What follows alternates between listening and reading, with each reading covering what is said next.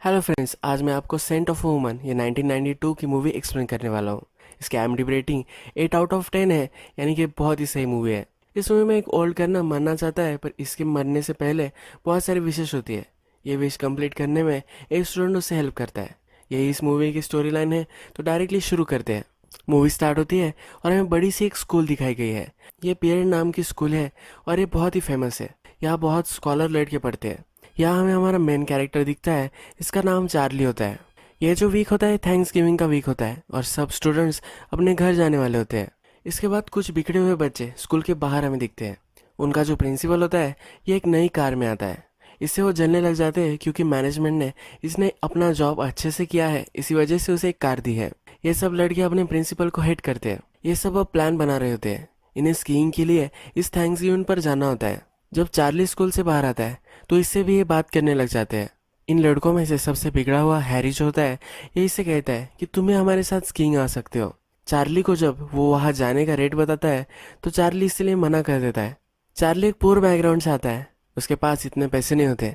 Thanks giving आने से पहले जो छुट्टियाँ होती है इसमें वो जॉब करने वाला है। उससे जो पैसे आएंगे इससे वो अपने घर जा सकता है। चार्ली इन सबको मना कर कर आगे चला जाता है। चार्ली फिर अपनी जॉब इंटरव्यू के लिए एक घर में आ जाता है। यहाँ जो लेडी रहती है उसके ओल्ड फादर होते हैं। यही हमारे कर्नल है। ये जो लेडी है ये अपने हस्बैंड के साथ जरा थैंक्सगिविंग पर बाहर जाने वाली है, पर इसके जो फादर है ये आ नहीं रहे। तो इसके फादर का ख्याल रखने के लिए चार्ली को ये जॉब दिया जा रहा होता है। वो अंदर जाने से पहले ही उसे कह देती है कि वो ज़्यादा कुछ क्वेश्चन पूछे तो इग्नोर कर देना। अब हमें कर्नल के पास चार्ली दिखता है। कर्नल जो है ये बहुत ही स्ट्रेट फॉरवर्ड, रूड, वुमनाइजर, इस तरह का कैरेक्टर हमें दिखाया गया है। जो लेडी होती है ये चार्ली को उसने पहले ही बोला होता है कि इसे सर मत बुलाना, पर चार्ली जब घर में जाता है उससे उसका नाम पूछा जाता है तो ये सर बोलता है। तो फिर कर्नल उस पर चिढ़ जाता है और कहता है कि मुझे कभी भी सर मत बुलाना। उसे कर्नल या फ्रैंक इसमें से कोई भी बुला सकता है, ये कहता है। कर्नल फ्रैंक जब चार्ली को देखता है तब उसे गेस करने लग जाता है। उसे पता चल जाता है कि पुअर फैमिली से आता है। यह अजम्पशन करता है और उसकी इंसल्ट करता है। चार्ली बताता है कि मेरी मदर कन्वीनियंस स्टोर चलाती है। वो फिर उससे पूछता है कि तुम इस गांव में क्या कर रहे हो। उसे बताता है कि वो बेड़ में जाता है। फ्रैंक उसे बोलता है कि तुम ऐसे अफोर्ड कैसे कर सकते हो, तुम्हारे मदर और फादर तो एफर्ट्स लेते ही है, फिर भी तुम कैसे इसे अफोर्ड कर पाते हो। चार्ली एक स्पेशल स्कॉलरशिप जीता हुआ होता है। फ्रैंक की ग्रैंड डॉटर खेलते खेलते वहाँ आती है। फ्रैंक उसे भी चिल्लाकर कहीं दूर खेलने के लिए कहता है। उसके ग्रैंड सन ग्रैंड डॉटर होते हैं, पर फिर भी उनसे वो प्यार नहीं करता।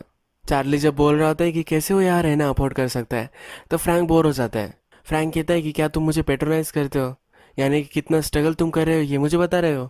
ये आर्मी में कर्नल ही था, तो कहता है कि तुम्हारे जैसे मैंने बहुत देखे हैं, इन्हें मैं कड़ी पनिशमेंट देता था। ये कहकर उसे वो डिसमिस कर देता है। चार्ली फिर घर में जाता है। फ्रैंक की जो बेटी होती है उससे मिलता है। उसे कहता है कि मेरा इंटरव्यू अच्छा नहीं गया, मुझे नहीं लगता मुझे जॉब मिल सकता है। फ्रैंक की बेटी कहती है कि तुम ही तो इस इंटरव्यू के लिए आए हो, तुम्हें ये जॉब लेना पड़ेगा। $300 हम तुम्हें देंगे, ये बहुत ही ईजी जॉब होगा। वो कहता है कि ईजी जॉब है ऐसा मुझे नहीं लग रहा। फिर फ्रैंक की बेटी कहती है मुझे इस हॉलीडे की बहुत ही ज़रूरत है, अगर तुम्हें जॉब नहीं लोगे तो बहुत ही प्रॉब्लम हो जाएगा। वो फिर उससे कॉन्फिडेंस देती है। वो कहती है फ्रैंक ज़रा टफ लगता है, पर जब वे वीकेंड ख़त्म हो जाएगा तब तक तुम अच्छे बेस्ट फ्रेंड बन जाओगे। चार्ली को भी पैसों की ज़रूरत होती है। फिर ये जॉब लेने के लिए वो रेडी हो जाता है। चार्ली रात में लाइब्रेरी में काम करता है। लाइब्रेरी में जो बिगड़े हुए बच्चे थे उसमें से एक विली भी होता है।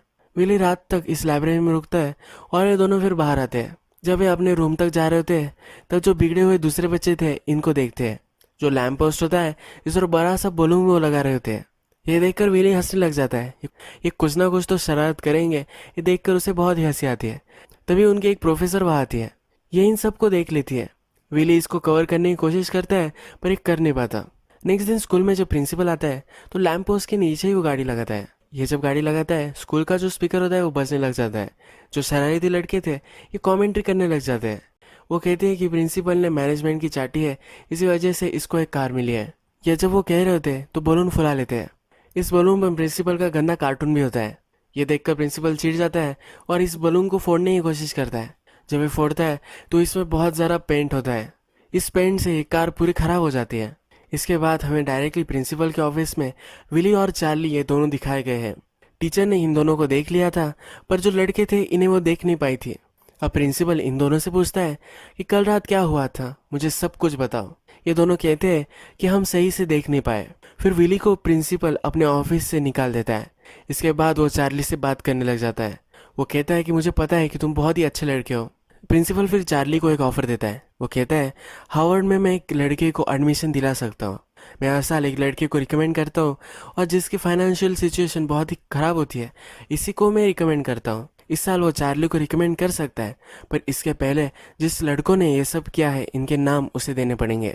चार्ली अपने फ्रेंड्स का नाम नहीं बता सकता क्योंकि उसे ये गलत लगता है, इसलिए वो मना कर देता है।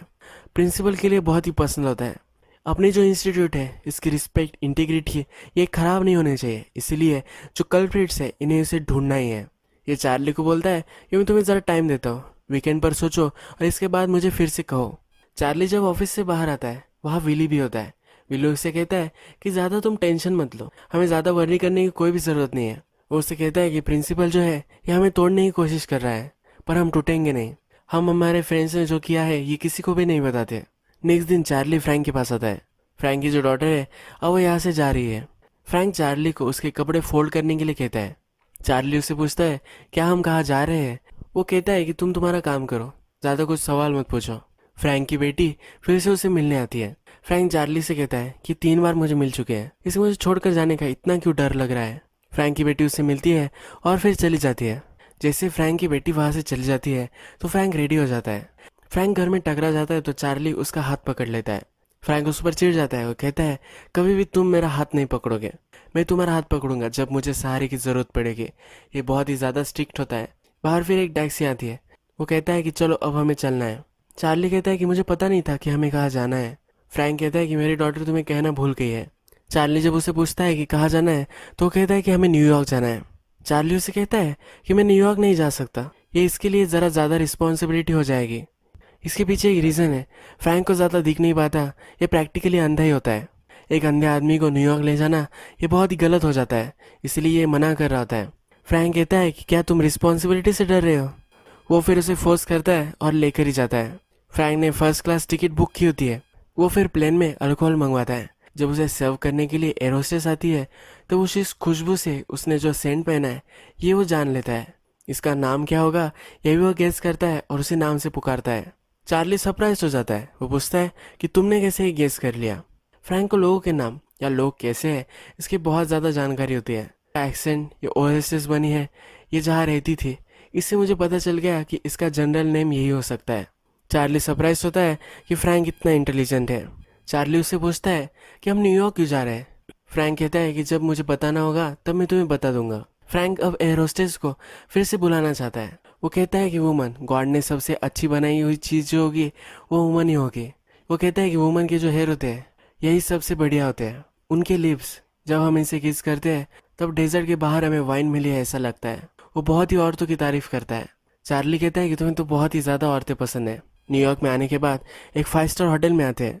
यहाँ बहुत सारी अल्कोहल होती है। फ्रैंक को ये सुनकर अच्छा लगता है और कौन कौन से ब्रांड है ये वो चार्ली से पूछता है। चार्ली फिर एक कॉल लगाता है। वो अपने लिए एक लिमो बुक करता है। एक बड़े से होटल में जाकर वो डिनर करने वाले होते हैं। चार्ली फ्रैंक से कहता है कि ये सब तुम क्या कर रहे हो, मैं तुम्हारे साथ डिनर नहीं कर सकता, मुझे फिर से घर जाना पड़ेगा। फ्रैंक कहता है कि तुम मेरे साथ आए हो, मैं तुम्हें बिना खाए पिए नहीं छोड़ सकता। तुम्हारी जो फ्लाइट है ये 10 बजे है, तब तक तुम क्या करोगे, हम जाकर खाना खाकर आ सकते हैं। चार्ली भी अब इसके लिए मान जाता है। जब वे लिमो में होते हैं तो लिमो का जो ड्राइवर होता है उसे फ्रैंक सवाल करने लग जाता है। उसे कहता है क्या तुम किसी एस्कॉर्ट्स को जानते हो। ये ड्राइवर कहता है कि मैं भी। तो फ्रैंक कहता है कि मुझे टॉप क्लास एस्कॉर्ट्स चाहिए। ये ड्राइवर कहता है कि मैं कुछ अरेंज कर सकता हूँ। ये जब कार में होते हैं फ्रैंक को लगता है कि चार्ली ज़रा अनकंफर्टेबल है। उसे बोलता है कि कुछ ना कुछ तो तुम सोच रहे हो, मुझे बता दो कि क्या तुम सोच रहे हो। फिर चार्ली उसके स्कूल में जो भी इंसिडेंट हुआ है ये सब उसे बताता है। फ्रैंक उसे पूछता है कि ये जो विली है इसके फादर रिच होंगे। फ्रैंक उसे कहता है कि वो रिच है और तुम पुअर हो, इसमें ज़्यादा सोचने की कोई भी ज़रूरत नहीं है। जब ये होटल में आते हैं तब चार्ली उससे पूछता है कि इतना ज़्यादा बड़ा होटल तुम कैसे अफोर्ड कर सकते हो। फ्रैंक कहता है मेरी जो पेंशन वगैरह थी ये सब मैंने सेव कर रखी है। चार्ली फिर उससे पूछता है कि तुम्हारा प्लान क्या है, तुम क्या करने वाले हो। फ्रैंक कहता है कि मेरी कुछ लिस्ट है जो मैं कंप्लीट करना चाहता हूँ। एक अच्छा सा डिनर में करना चाहता हूँ, इसीलिए ये होटल में आए हैं। इसके ब्रदर के साथ फैमिली थैंक्सगिविंग वो करना चाहता है। एक औरत के साथ तो सोना चाहता है और ये सब हो जाने के बाद वो अपने आप को मार देने वाला है, ये वो चार्ली को बताता है। चार्ली सरप्राइज हो जाता है, उसे धक्का लगता है। उसे बोलता है कि ये तुम क्या बोल रहे हो। फ्रैंक फिर से उसे कहता है कि मैं अपने आप को मार देने वाला हूँ। ये फिर डिनर करते हैं। फ्रैंक फिर चार्ली से कहता है कि तुम्हारी जो फ्लाइट है ये अब मिस हो चुकी है। जो एक्चुअल टाइम था वो 9 बजे का था, पर इसने 10 बजे बोला था। उसे कहता है कि कल मुझे तुम्हारी ज़रूरत पड़ने वाली है, तुम्हें यहाँ रुकना चाहिए। दोस्तों के लिए एक दिन क्या होता है। चार्ली भी मान जाता है। नेक्स्ट दिन जब सुबह होती है तो फ्रैंक अपने के लिए एक सूट सिलवा रहा होता है। जो होटल की टेलर होती है उसे एक सूट वो सिलवा कर दे रही होती है। ये बहुत ही ब्यूटीफुल होती है, तो इसका भी पूरा मजा वो ले रहा होता है। चार्ली को अपने फ्रेंड विली को कॉल करना होता है। जो सिचुएशन है इसके बारे में पूछना होता है। ये प्राइवेट रूम में जाकर बात करना चाहता है, पर फ्रैंक उसे बता देता है कि मेरे रूम में तुम्हें नहीं जाना है, तुम जो भी करोगे इसी रूम में करोगे। फ्रैंक को सुनना होता है कि क्या बातचीत चल रही है। जब चार्ली विली को कॉल करता है तो विली कहता है कि हमें अभी कुछ भी करना नहीं है, जो भी है वैसे ही चलने दो, हम इसे इग्नोर करने वाले हैं। जब ये कॉल खत्म हो जाता है तो फ्रैंक चार्ली से कहता है कि तुम पुअर हो और वो रिच है। वो रिच का कुछ भी बिगाड़ नहीं सकते, पर तुम्हारा बहुत कुछ बिगाड़ सकते हैं। जो इन्हें पता करना है ये पता कर कर ही रहेंगे, और तुम्हें इन्हें बता देना चाहिए। ये जो तुम्हारा फ्रेंड विली है इसके फादर को कुछ ना कुछ तो पता ही चल जाएगा, और इसके बाद विली ही सब कुछ बता देगा। इसमें तुम्हारा ही सबसे ज़्यादा नुकसान हो जाएगा। आज थैंक्सगिविंग है तो फ्रैंक का जो ब्रदर है उसके घर पर फ्रैंक और चार्ली आते हैं। जब वो यहाँ पहुँचते हैं तो किसी को भी खुशी नहीं होती। फ्रैंक की जो नेफ्यू होती है, नेफ्यू की वाइफ होती है, ये भी वहाँ होते हैं, पर इनको भी उनके नाम से वो नहीं पहचानता। फ्रैंक का ब्रदर चार्ली से पूछता है कि तुम कौन हो। वो कह देता है कि वो इसकी केयर करने के लिए यहाँ आया हुआ है। फ्रैंक सुसाइड करने वाला था, इसलिए फ्रैंक के ब्रदर को ये कहता है कि ये बहुत ही लोनली है। फ्रैंक का ब्रदर कहता है कि तुम तो अपने घर लेकर जाते, मेरे घर क्यों इसे लेकर आए हो। ये फ्रैंक सुन लेता है। फ्रैंक और उसके ब्रदर की फैमिली ये सब अब लंच करने के लिए बैठ जाते हैं। लंच टेबल पर फ्रैंक की जो वॉर स्टोरीज होती है ये वो सबको सुनाने लग जाता है। फ्रैंक का जो नेफ्यू होता है ये फ्रैंक को बहुत ही हेट करता है। ये उसे कहता है कि तुम तुम्हारी फैमिली को भी नहीं जानते, हम कौन है, हमारा नाम क्या है, ये भी तुम्हें नहीं पता है। फ्रैंक अपने नेफ्यू के इंसल्ट करने के लिए कहता है कि तुम्हारी जो वाइफ है ये अनसेटिस्फाइड है, तुम इसका अच्छे से ख्याल रखो। नेफ्यू फिर चिढ़ जाता है कि तुम बहुत ही इनरिस्पॉन्सिबल हो। फ्रैंक ने अपनी आईसाइट कैसे लॉस की है वो चार्ली को बताता है। ये कहता है कि आर्मी में था, पर इसकी सुपीरियर्स से किसी से भी अच्छे से नहीं बनती थी, इसी वजह से इसका कभी प्रमोशन नहीं हो पाया। एक दिन ये ग्रेनेड से खेल रहा था, इसकी जो पेन थी ये निकल गई थी और इससे इसका एक्सीडेंट हो गया, इसकी आईसाइट चली गई। इसने सबको बताया कि इसने जो पेन है वो अंदर ही डाल कर रखी थी, पर इससे कुछ फ़र्क नहीं पड़ा। फ्रैंक उस पर बहुत ही चिढ़ जाता है, उसका गला पकड़ लेता है। अपने ब्रदर से बात कर कर वहाँ से फ्रैंक चला जाता है। नेक्स्ट दिन हमें दिखता है कि फ्रैंक के पास एक गन होती है। इस गन को तोड़कर वो फिर से जोड़ रहा होता है। वो चार्ली को बताता है कि मेरा टाइम काउंट करो। उसे 30 सेकंड ही लगते हैं, उसे 25 सेकंड चाहिए होते हैं। चार्ली ये गन देखकर डर गया होता है। फ्रैंक अपने आप को मार सकता है ऐसा उसे लगता है। फ्रैंक को अभी भी कुछ चीज़ें करनी होती है, तो फ्रैंक चार्ली को कहता है कि और एक दिन तुम रुक जाओ। चार्ली कहता है कि मैं यहाँ रुक सकता हूँ, पर तुम्हारी जो गन है ये तुम्हें मुझे देनी पड़ेगी। फ्रैंक कहता है कि मैं कर्नल था, मैं कभी भी अपने आर्म किसी को भी नहीं देता। चार्ली मार नहीं रहा था तो उसे सिर्फ गोलियां दे देता है। चार्ली जब वहाँ से जाने लग जाता है तो उससे पूछता है कि तुम ऐसा क्यों कर रहे हो। चार्ली कहता है कि ये गलत है, सही गलत में फ़र्क मैं जानता हूँ। फ्रैंक कहता है कि ऐसी कुछ भी चीज़ नहीं होती, तुम्हें जो करना है तुम वो कर सकते हो। फ्रैंक इस पर बिलीव नहीं करता। फ्रैंक और चार्ली सिटी में घूमते हैं। फ्रैंक शेविंग वगैरह करता है। जब वे रास्ते से चल रहे होते हैं तो फ्रैंक उससे पूछता है कि और भी तुम्हें कुछ चीज़ खाई जा रही है, मुझे तुम ये बता दो। चार्ली कहता है कि मुझे ब्राइब दी गई थी, मैं अगर हाँ कह देता तो मैं हार्वर्ड में जा सकता हूँ। फ्रैंक कहता है कि तुम्हें ये ले लेनी चाहिए, तुम्हारा जो फ्रेंड है ये बहुत ही रिच है, उसके फादर उसे वहाँ डाल सकते हैं, पर तुम्हें कोई भी हेल्प नहीं करने वाला। तुम्हें चांस मिल रहा है तो तुम्हें ये ले लेना चाहिए। चार्ली उससे कहता है कि मैं नहीं करने वाला। फ्रैंक उससे पूछता है क्यों नहीं करने वाले। चार्ली कहता है कि ये गलत है, मेरे फ्रेंड्स के बारे में ऐसा मैं नहीं बता सकता। फ्रैंक कहता है कि अगर तुम ऐसा सोच रहे होगे तो इस वर्ल्ड में तुम्हें बहुत ज़्यादा तकलीफ होने वाली है। ये दोनों फिर डिनर करने के लिए और एक बड़े से होटल में आ जाते हैं। वहाँ फ्रैंक को एक स्मेल आती है। वो पूछता है कि ये स्मेल कहाँ से आ रही है। एक लड़की बैठी हुई होती है। चार्ली इसकी लोकेशन उसे बताता है। फिर फ्रैंक उठ जाता है और इस लड़की के पास जाकर वो दोनों बैठ जाते हैं। ये अकेली होती है और फ्रैंक को लगता है कि इसे कंपनी की ज़रूरत है। जब वो उससे पूछता है तो ये लड़की कहती है कि मेरा जो बॉयफ्रेंड है ये अभी अभी आने वाला है। फ्रैंक कहता है कि तब तक हम तुम्हें कंपनी दे सकते हैं। फ्रैंक उससे पूछता है कि यार डांस चल रहा है, तुम क्यों डांस नहीं कर रहे। वो कहती है कि मेरा जो बॉयफ्रेंड है उसे डांस करना नहीं अच्छा लगता। फ्रैंक कहता है कि तुम मेरे साथ डांस कर सकते हो। वो ज़रा हेसिटेट कर रही होती है। फ्रैंक फिर उसे कॉन्फिडेंस देता है और ये दोनों डांस करने लग जाते हैं।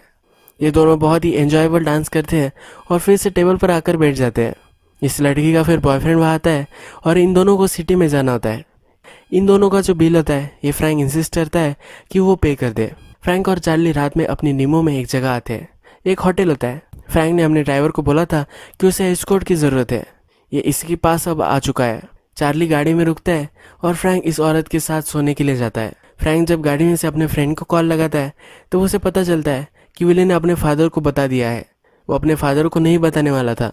जैसे फ्रैंक ने कहा था वैसे ही सब कुछ हो रहा है। जब रात हो जाती है तो फ्रैंक वापस आ जाता है और ये होटल में आ जाते हैं। नेक्स्ट दिन सुबह जब होती है तो फ्रैंक बहुत ही थक चुका होता है। उसे कुछ भी करने का मन नहीं कर रहा होता। चार्ली को लगता है कि अब ये सुसाइड कर सकता है, इसीलिए उसे चीयरअप करने की कोशिश करता है। वो कहता है कि हम न्यूयॉर्क में हैं, कुछ करते हैं, कहीं हम जा सकते हैं, ड्राइव के लिए हम जा सकते हैं। जब फ्रैंक ड्राइव का नाम सुनता है तब उसे फिर से उम्मीद आ जाती है। फ्रैंक को दुनिया में दो ही चीज़ें अच्छी लगती है, एक ही वुमन और दूसरी फरारी। इसे फरारी ड्राइव करने की बहुत ही इच्छा होती है। ये दोनों फिर फरारी के शॉप में आ जाते हैं। ये गाड़ी लेकर टेस्ट ड्राइव करना चाहते हैं, पर जो सेल्समैन होता है ये उन्हें मना कर देता है। वो कहता है कि ये बहुत ही ज़्यादा कॉस्टली है, अगर इसको कुछ हो गया तो हम इसे अफोर्ड नहीं कर पाएंगे। फ्रैंक बहुत ही पर्सपेसिव होता है और जो सेल्समैन होता है इसे वो ब्राइब दे देता है, $2000 उसे दे देता है। उसके बाद ये ड्राइव करने के लिए गाड़ी को बाहर लेकर जाते हैं। चार्ली ये गाड़ी बहुत ही स्लोली स्लोली चला रहा होता है। थोड़ी देर बाद एक सुनसान जगह पर वो आ जाते हैं और अब फ्रैंक गाड़ी चलाना चाहता है। फ्रैंक को कुछ दिख नहीं पाता तो चार्ली को बहुत ही डर लग रहा होता है। फ्रैंक को कुछ भी फर्क नहीं पड़ता और इस गाड़ी का जो मशीन है इसको उसे फील करना होता है। वो बहुत ही जोर से गाड़ी चलाता है। ड्रिफ्टिंग भी इस गलियों में वो करता है। एक पुलिस ऑफिसर इनको देख लेता है और पुल ओवर करता है। फ्रैंक जो होता है इससे आई कांटेक्ट नहीं बनाता, जिससे उसे पता ना चल सके कि अंधा है। ये ऑफिसर से सॉरी कहता है। वो कहता है मेरे बेटे को इस कार का स्पीड देखना था, क्या मैं इसे डिसअपॉइंटेड कर देता? ऑफिसर कहता है कि हाँ, ऐसे तुम्हें करना चाहिए। फिर ऑफिसर इसे छोड़ देने वाला होता है क्योंकि ये कर्नल है, ये उसका रिस्पेक्ट करता है। ये टेस्ट ड्राइव हो जाने के बाद फ्रैंक बहुत ही थक जाता है। चार्ली फिर उसे होटल में लेकर आता है। चार्ली को वो कहता है कि मुझे सिगार चाहिए। ये सिगार लाने के लिए एक बहुत ही दूर के स्टोर पर उसे वो भेज रहा होता है। चार्ली जब नीचे जाता है तब उसे पता चलता है कि कुछ ना कुछ तो गड़बड़ है। वो फिर से होटल रूम में आ जाता है। जब वो रूम में देखता है तो कर्नल ने अपने जो यूनिफॉर्म है वो पहन ली है। उसके पास गन है, उसमें बुलेट्स है और वो अब खुदकुशी करने वाला है। चार्ली उसे रोकता है। वो कहता है कि मैं तुम्हें ये करने नहीं दे सकता। कर्नल कहता है कि मैं करने वाला हूँ, तुम मुझे रोक नहीं सकते। अगर तुम यहाँ रुके तो मैं तुम्हें भी मार दूंगा और अपने आप को भी मार दूंगा। चार्ली उससे कहता है कि प्लीज़ ये गन रख दो, तुम पेन में हो। फ्रैंक कहता है कि तुम्हें क्या पता कि पेन क्या होता है। फ्रैंक कहता है कि मैं तुम्हें भी मार दूंगा, वैसे भी तुम्हारी लाइफ ख़त्म हो चुकी है, इसके बाद तुम्हारा करियर ओवर हो जाएगा। जैसे तुम्हारे पेरेंट्स जीते थे वैसे तुम्हें जीना पड़ेगा, क्योंकि तुम अच्छे से स्कूलिंग अफोर्ड नहीं कर पाओगे। चार्ली अभी भी मान नहीं रहा होता। कर्नल से वो गन छीन लेता है। ये दोनों झगड़ने लग जाते हैं। कर्नल फिर से अपनी गन ले लेता है। कर्नल उससे कहता है कि अब मैं तुम्हें मार देने वाला हूँ। वो काउंट करने लग जाता है। चार्ली कहता है कि वैसे भी मेरी लाइफ ओवर ही है, अभी अभी तो तुमने कहा है। कर्नल फिर कहता है कि मुझे डाउट है कि मुझे करना चाहिए या नहीं, और फिर वो गन रख देता है। फ्रैंक फिर चार्ली से ड्रिंक मांगता है और ये दोनों काउच में बैठ जाते हैं। फ्रैंक कहता है कि इतने साल मैं ये सब जीता रहा, मेरा एक ही गोल था कि मुझे भी एक कंपनी चाहिए थी, जैसे वाइफ होती है उसी तरह से कंपैशनेट उसे कोई चाहिए था। चार्ली कहता है कि तुम अभी भी वो सब पा सकते हो। चार्ली उसे मजाक मजाक में कहता है कि तुम कंपैशनेट हो, तुम इजी हो, तुम्हारे पास रहना बहुत ही फन है, और तुम जब ट्रैवल करते हो तो बहुत ही फन बन जाते हो। फ्रैंक भी ये मजाक में लेता है। फ्रैंक उससे पूछता है क्या तुम मेरी मजाक उड़ा रहे हो? फिर ये दोनों इसमें हंसने लग जाते हैं। अब इनका फिर से घर जाने का टाइम आ जाता है। जब ये कार में होते हैं तब चार्ली को कॉल आता है। उसके जो प्रिंसिपल थे उसने इन्हें कॉल किया होता है। जब ये घर जाएगा तो एक बड़ी सी मीटिंग होने वाली होती है। इसमें ये जो सब इंसिडेंट हुआ है इसके बारे में हियरिंग होने वाली होती है। चार्ली को उसके स्कूल में फ्रैंक छोड़ देता है। जाते हुए उसे कह कर जाता है कि मैं ठीक हूँ, कोई प्रॉब्लम नहीं है। चार्ली का जो फेस है वो फील करता है, वो कैसे दिखता है ये उसे पता करना होता है। जो हियरिंग थी वो अब स्टार्ट हो जाती है। चार्ली यहाँ बैठा हुआ होता है। विली जो था उसके पेरेंट्स भी यहाँ आए हुए हैं। प्रिंसिपल है फिर रूम एड्रेस करने लग जाता है। वो कहता है कि हमारे जो इंस्टीट्यूट है इसकी इंटीग्रिटी का सवाल है, इसीलिए बहुत ही स्ट्रिक्टली ये कमेटी के सामने सब फैक्ट्स डाल रहा होता है। ये फिर विली को प्रेशराइज करता है। वो कहता है कि जो भी सब हुआ था मुझे क्लियर कट बताओ। विली कहता है कि मेरे कॉन्टैक्ट लेंसेज जो थे वो ऑन नहीं थे, मैं कुछ भी बता नहीं सकता। उसे बहुत ज़्यादा प्रेशराइज करने के बाद अपने फ्रेंड्स के नाम वो बता देता है। अब ये चार्ली से क्वेश्चन पूछने वाले होते हैं तभी वहाँ फ्रैंक आ जाता है। ये फ्रैंक से पूछता है कि तुम कौन हो? फ्रैंक कहता है कि इसके पेरेंट यहाँ आ नहीं पाए, मैं उनका अच्छा सा फ्रेंड हूँ, मैं इसके पेरेंट्स के बिहाफ में यहाँ बैठने वाला हूँ। प्रिंसिपल फिर चार्ली से क्वेश्चन पूछता है, तो उससे पूछता है कि तुम्हारी तो आईसाइट सही है, तुम बता सकते हो कि ये 4 लोग थे या नहीं थे। चार्ली कहता है कि मुझे ज़्यादा क्लियर नहीं है, मैं कुछ देख नहीं पाया। उसे फिर से एक चांस देता है पर चार्ली कुछ बताता नहीं। फिर ये जो प्रिंसिपल होता है कमेटी को कहता है कि जो विली था इसने कॉन्टैक्ट लेंसेज नहीं पहने थे, इसे हम कुछ बुलवा नहीं सकते। पर ये जो चार्ली है इसने सब कुछ देखा था, ये बिक चुका है, इसलिए हम इस पर वैल्यू नहीं कर सकते। हमारे इंस्टीट्यूट में हम इसे रहने नहीं दे सकते, इसे हमें एक्सपेल कर देना चाहिए। फ्रैंक फिर यहाँ बोलने लग जाता है। वो कहता है कि तुम ऐसा कैसे कर सकते हो, जो एक्चुअल कल्प्रिट है उन्हें छोड़कर दे रहे हो और इसे तुम सज़ा दे रहे हो। और इसने ऐसा किया भी क्या है, उसके फ्रेंड्स के लिए कवर कर रहा था। इसके पास इंटीग्रिटी है, इसकी इंटीग्रिटी मेंटेन कर रहा था। इसे बोलने के लिए बोलकर तुम इसे स्नीच बना रहे हो। इस इंस्टीट्यूट में तुम सब लोगों को स्नीच बना रहे हो। ऐसे तुम रियल वर्ल्ड में कैसे जी पाओगे? कोई भी तुम्हारे सामने अगर मुश्किल आ जाए तुम इससे डर कर भाग जाओगे। जो चार्ली है इसमें इंटीग्रिटी है और किसी भी चीज़ के सामने ये डर कर भागेगा नहीं। लाइफ में यही ज़्यादा इंपॉर्टेंट है। चार्ली जैसे लड़कों को तुम्हें प्रोटेक्ट करना चाहिए, उसे इंस्टीट्यूट से नहीं निकाल देना चाहिए। एक दिन आएगा जब इंस्टीट्यूट को चार्ली प्राउड बनाएगा। जब फ्रैंक अपनी स्पीच खत्म करता है तो कमेटी भी डिसाइड करती है कि चार्ली को कुछ भी होना नहीं चाहिए। चार्ली और फ्रैंक को बहुत ही खुशी होती है। इस इंस्टीट्यूट में एक टीचर होती है जो भी फ्रैंक की एज की होती है। उसके पास आती है, उसकी प्रेस करती है। फ्रैंक उससे डायरेक्टली पूछ लेता है कि क्या तुम्हारी शादी हो चुकी है। ये कुछ भी नहीं बोलती। ये दोनों एक दूसरे से फ्लर्ट करने लग जाते हैं और ये डेट पर जाने वाले होते हैं। चार्ली फ्रैंक के घर उसे छोड़ने के लिए आता है। जिस लिमो में वो आया था उस लिमो के ड्राइवर को बहुत सारे पैसे वो दे देता है। वो कहता है कि चार्ली और मैं फिर से तुम्हारे साथ सफ़र करेंगे। ड्राइवर भी उसे बहुत सारे पैसे मिले तो बहुत ही खुश होता है। फ्रैंक फिर आगे चलता हुआ हम दिखता है। उसके जो ग्रैंड डॉटर ग्रैंड सन जो होते हैं इनसे वो खेलने लग जाता है। अपनी जो लाइफ है इसे वो अब बेटर बनाना चाहता है। चार्ली भी देखकर खुश होता है और यही मूवी खत्म हो जाती है। फ्रैंक सुसाइडल था, उसकी लाइफ बहुत ही ख़राब हो चुकी थी, पर अपनी लाइफ बदलने के लिए कभी भी लेट नहीं हुआ होता। कभी भी अब अपनी रिलेशनशिप पर काम कर सकते हो और सही से डिसीजंस ले सकते हो। फ्रैंक ने अपनी लाइफ सही करने के लिए पहले कदम तो ले लिए हैं। उसकी जो चार्ली के साथ रिलेशनशिप है यह भी अब इटर्नल हो चुकी है। ये ब्यूटीफुल मूवी एक अच्छे मैसेज के साथ यहाँ खत्म हो जाती है। अगर आपको ये वीडियो अच्छा लगा होगा तो प्लीज़ इस वीडियो को लाइक कर दीजिएगा। मैं बहुत सारी मूवीज़ लेकर आता रहता हूँ, तो प्लीज़ इस चैनल को सब्सक्राइब कर दीजिए और बेल नोटिफिकेशन आइकॉन भी दबा दीजिएगा। हम फिर से मिलेंगे और एक मूवी के साथ। तब तक के लिए थैंक यू और आप अपने आप का ख्याल रखिए।